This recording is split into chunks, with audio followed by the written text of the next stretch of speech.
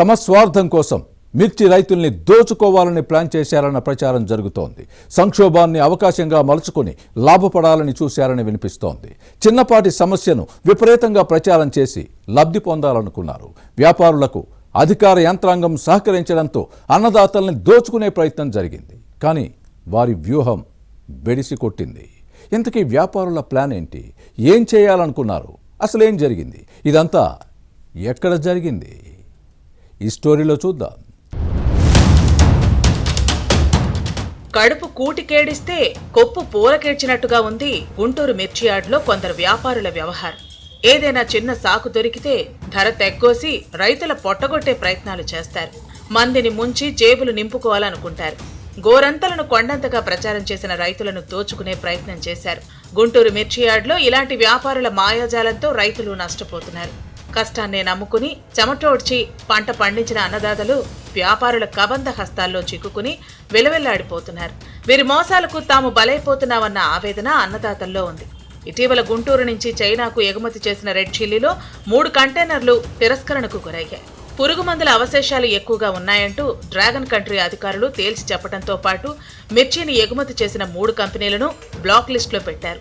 ఈ వ్యవహారం గుంటూరు మిర్చి వ్యాపార వర్గాల్లో చర్చనీయాంశమైంది.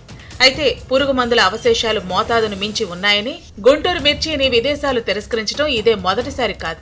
గతంలోనూ చైనాతో పాటు ఇతర దేశాలు తీసుకోలేదు. గుంటూరు నుంచి అత్యధికంగా మిర్చి ఎగుమతి అయ్యేది చైనాకి. ఏటా 2 లక్షల టన్నుల మిర్చి డ్రాగన్ కంట్రీకి వెళుతుంది. గతేడాది ఆ దేశానికి 1,90,000 టన్నులు ఎక్స్పోర్ట్ అయింది. ఈ సంవత్సరం ఇప్పటి వరకు 65,500 టన్నులు రెడ్ చిల్లీని 4,300 కంటైనర్ల ద్వారా ఎగుమతి అయింది. దీనిలో కేవలం 3 కంటైనర్ల పంట మాత్రమే తిరస్కరణకు గురైంది. ఇది ఆవగింజలో 6వ వంతు కూడా లేదు. భారీగా ఎగుమతి చేస్తున్నప్పుడు 2-3 కంటైనర్లను తిరస్కరించడం పెద్ద విషయం కాదన్నది కొందరు వ్యాపారుల మాట. కానీ దీని వెనుక మార్కెటింగ్ స్ట్రాటజీ ఉందని ప్రచారం జరుగుతోంది. చైనాకు ప్రధానంగా తేజ రకం మిర్చి ఎగుమతి అవుతోంది. అయితే గుంటూరుతో పాటు చుట్టుపక్కల ఉన్న కోల్డ్ స్టోరేజీల్లో 15 నుంచి 20 లక్షల బస్తాల తేజ మిర్చి నిల్వ ఉన్నట్టు సమాచారం. ఇది 2వ కోత పంట. సాధారణంగా ఇలాంటి రెడ్ చిల్లీకి నాణ్యత ఎక్కువ. దీనికి డిమాండ్ కొంచెం ఎక్కువగా ఉంటుంది. ప్రస్తుతం మార్కెట్లో అన్ని రకాల మిర్చి క్వింటాలకు 20,000 రూపాయలకు పైనే ఉంది. ఇక కోల్డ్ స్టోరేజీలో ఉన్న మిర్చికి ఇంకా ఎక్కువ రేటు వస్తుందని రైతులు భావిస్తున్నారు. ఈ నేపథ్యంలోనే చైనా 3 కంటైనర్ల మిర్చిని తిరస్కరించడంపై గుంటూరులో పెద్ద ప్రచారం జరుగుతోంది. పంటకు ధర తగ్గించాలన్న ప్రయత్నాలే దీనికి కారణమని వినిపిస్తోంది. చైనా తిరస్కరించిన రెడ్ చిల్లీని సాకుగా చూపించి రైతులను బెదరగొట్టి తక్కువ ధరకు పంట కొనుగోలు చేయాలనే కుట్ర చేశారన్న చర్చ సాగుతోంది.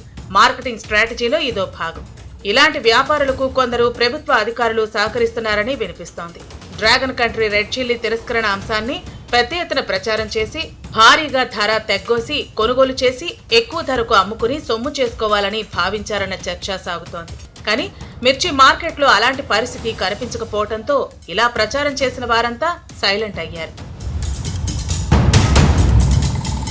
గతంలో ఇంతకంటే ఎక్కువ కంటైనర్ల మిర్చిని తిరస్కరించినప్పుడు ఈ స్థాయిలో హడావుడి జరగలేదు. కానీ మార్కెట్లో మిర్చికి మంచి ధర ఉన్నప్పుడే ఇంతలా ప్రచారం చేయడం వెనక ఉన్న మర్మమేంటో ఎవరికీ తెలియని విషయం కాదు.